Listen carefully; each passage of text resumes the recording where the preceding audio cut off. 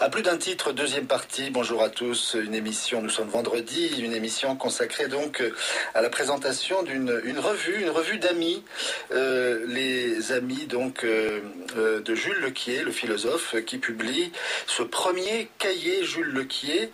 Et pour en parler, donc, vous êtes avec nous, jeune homme, Goulven Lebrec. Bonjour. Goulven Lebrec, bonjour.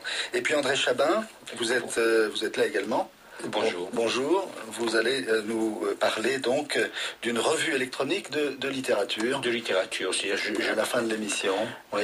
Je suis parti de l'Argentine dans les deux dernières émissions et cette fois je vais me rapprocher, je vais rester en Europe pour un pays aussi foisonnant.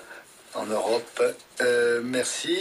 Voilà, donc la revue Les Cahiers Jules Lequier, le numéro 1. Jules Lequier, il faudra en parler, philosophe méconnu, à l'œuvre fragmentaire et inachevée, souvent poétique, au tempérament mystique et insatisfait, héros de la liberté humaine et qui a su former autour de sa pensée un réseau discret, une nébuleuse de penseurs solitaires et originaux, bretons comme Louis Guillou, l'ami de Georges Palante, dont celui-ci s'inspire pour créer le personnage de Crépure dans Le Sang Noir, ainsi que son autre ami Jean Grenier, autre ami donc de Louis Guillou, qui publie ses œuvres complètes en 1952 et qui sera le maître, on s'en souvient, le maître d'Albert Camus. Mais aussi donc les philosophes auxquels vous rendez hommage dans ce premier cahier Jules Lequier, Baptiste Jacob et Gérard Piguilhem, et puis enfin évidemment qui est beaucoup plus connu, Charles Renouvier, que Jules Lequier rencontre donc sur les bancs de l'école polytechnique. Alors, le cahier est l'émanation de Goulven Lebrec, de cette association des amis de Jules Lequier, qui a vu le jour en décembre 2009. Vous en faites partie, bien sûr. J'ai omis de dire que vous êtes le rédacteur en chef de cette publication, c'est ça, Goulven Lebrec. Et donc, aujourd'hui, ce sera ma question, puisque j'ai évoqué quelques amis antérieurs, dont la plupart sont morts, sinon tous. Aujourd'hui, Goulven Lebrec, qui sont les amis de ce philosophe né à Quintin, dans les Côtes-d'Armor, près de Saint-Brieuc, en 1814 ? Alors, à l'heure actuelle, donc il y a un certain nombre de personnes qui s'intéressent à la pensée de Lequier, notamment deux personnes avec qui j'ai réalisé donc ce premier cahier, qui sont d'abord Michel Valency, qui est donc le responsable des éditions de l'Éclat, qui a en fait ouvert sa maison d'édition, qui a commencé avec une édition des textes de Lequier. C'est son premier ouvrage, voilà, le tout en premier. 1985. Voilà. Et c'était comment chercher une première vérité, un texte fondamental de Jules Lequier. Qui contient notamment l'introduction, la feuille de Charmilles, qui est le texte le plus connu de Lequier, que Lequier considérait lui-même comme le seul achevé, et qu'il faisait lire à ses amis. Il faut savoir que Lequier n'a rien publié de son vivant, et donc tout ce que les gens connaissent de Lequier, c'est grâce à des éditeurs comme Michel Valency, et avant lui d'autres personnes, par exemple Renouvier, dont vous avez parlé, qui a été le premier à éditer Lequier à 120 exemplaires tirés à titre personnel en 1865, soit 3 ans après sa mort, la mort de Lequier. Et puis Jean Grenier qui a publié ses œuvres complètes. Voilà, alors Jean Grenier a publié les œuvres complètes de Lequier suite à un travail qu'il a fait d'études de Lequier qui a conduit à une thèse.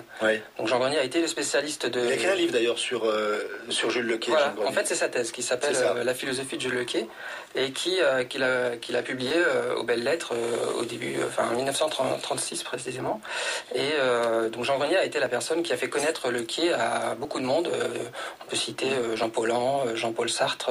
On va en reparler de Jean-Paul Sartre. Il y a un article très intéressant justement sur l'influence de Jules Lequier sur Jean-Paul Sartre, alors qu'elle n'a pas été très marquante pour Camus par l'intermédiaire de Jean Grenier, parce que Jean Grenier avait fait découvrir à Camus ce philosophe. Exact, oui. En fait, il y a une lettre dans la correspondance entre Grenier et Camus, qui accuse réception d'un courrier de Grenier avec une copie d'une lettre de Lequier.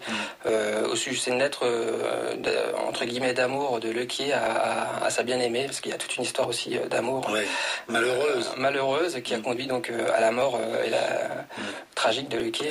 C'est une des interprétations. Oui, alors ça fait partie aussi évidemment de côté emblématique de la figure du personnage. C'est son suicide comme une espèce. Alors que je l'ai dit et on y reviendra. Donc c'est un philosophe qui a été beaucoup animé par la pensée de la liberté. Voilà. Et on peut estimer que ce geste est comme une espèce de dernière affirmation de sa liberté, l'affirmation tragique bien sûr. Il s'est noyé. Voilà, il s'est mis à nager face au large en février.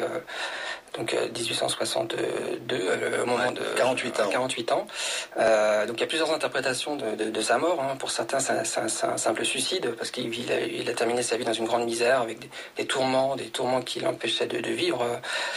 Et aussi des tourments de santé ou... Alors à la fois de santé. Bon, il faut savoir qu'il a quand même eu des crises. De santé mentale. De santé. Voilà. Donc il a été interné dans la maison du docteur Blanche, notamment pendant un mois à Paris. Donc il a eu des moments de défaillance un petit peu. Bon. Certains ont dit que c'était tellement idiosyncratique que c'était pas forcément de la folie au sens ordinaire. Bon, ça c'est une des théories. Autrement, d'autres personnes ont soutenu que sa mort est une sorte de pari philosophique. Donc, parce qu'il faut dire aussi que Lequier était très croyant et qu'il y avait un rapport à la transcendance, à Dieu, et qu'il se serait mis à nager face à la mer pour tenter Dieu. Donc ça c'est une des explications. Voilà. Donc, tenter si Dieu, Dieu est vivant, il va me sauver. Il va me sauver de Paris. Ça c'est une explication. Il y en a plusieurs. Je pense qu'en fait il y a tout un ensemble. Alors il semblerait qu'il y ait un témoin. C'est ce que raconte ce philosophe américain qui est donc Don Vinay. Lui aussi, voilà, Donald Wayne Vinay de l'université de Pittsburgh dans le Kansas. Alors ça c'est dans les cahiers dont nous parlons, les cahiers. Le premier des cahiers Jules Lequier, et donc il évoque aussi une autre interprétation de sa mort dans une petite un texte biographique, une petite notice biographique. Il évoque même un disciple de Renouvier, Louis Prat. Alors non, c'est lui qui parle du Paris suprême, hein, dont vous venez de nous parler. Oui, voilà, en fait, c'est l'interprétation du disciple de Renouvier qui est Louis Prat. Voilà. Et donc, il évoque aussi une autre version, enfin, une autre explication de cette mort, c'est dû à Louis Lehénan, qui, semble-t-il, a été témoin, pour affirmer... Ah oui, c'est ça, oui.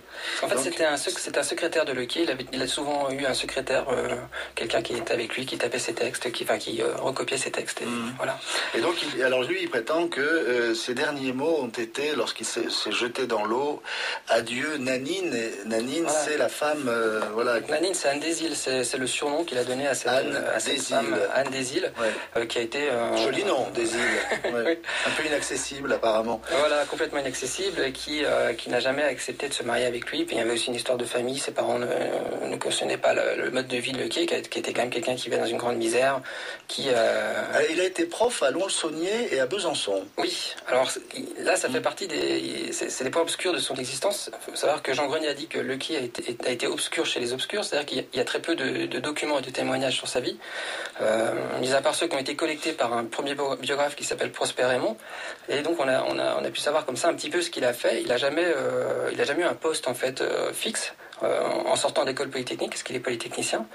Il en est sorti en 1838 et il n'a pas voulu poursuivre une carrière en fait de polytechnicien, d'ingénieur, d'ingénieur.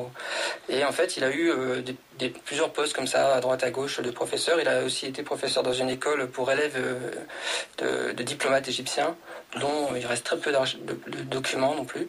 Donc en fait, il a aussi vécu avec l'argent de ses parents. Enfin, il a fini dans une grande misère en fait. Voilà. Alors aujourd'hui, qui sont les amis de Jules Lequier, les gens de cette association qui est toute récente en plus, 2009. Voilà, qui date de la fin 2009, début 2010. Donc il y a donc les personnes qui ont aidé à faire ce cahier, donc qui sont Michel Valency et donc l'américain Donald Vinay. Il y a aussi les deux adhérents, André Clerc, qui est professeur émérite de l'université de Rennes et qui est le spécialiste de Lequier à l'heure actuelle, qui est donc adhérent. Il y a par ailleurs le philosophe Massimo Cacciari, qui est maire de Venise, qui est aussi adhérent. Donc voilà, pour les personnes un peu connues. Par ailleurs, il y a une constellation de personnes. Il y a par exemple un peintre dessinateur qui s'intéresse à Lequier, qui a fait beaucoup de dessins, d'illustrations de livres, qui s'appelle Tanguy Deolo. Il y a aussi plusieurs personnes qui écrivent dans la revue Le Grognard, dont le rédacteur en chef Stéphane Beau.